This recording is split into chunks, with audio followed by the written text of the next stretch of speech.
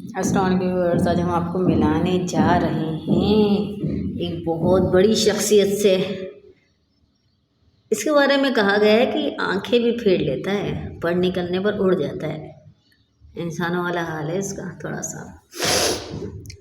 इसके हमने पर नहीं काटे हुए हैं क्योंकि हमें पसंद नहीं है किसी के पर काटना। बिट्टू बिट्टू आजकल बहुत परेशान है क्योंकि ठंड ज़्यादा है। नाराज़ भी है ये आजकल क्योंकि हमने इसको कल से टाइम नहीं दिया क्योंकि हमारी तबीयत ठीक नहीं थी। जो बेचारा रूम में रहता है, ठंड बहुत है ना इसलिए।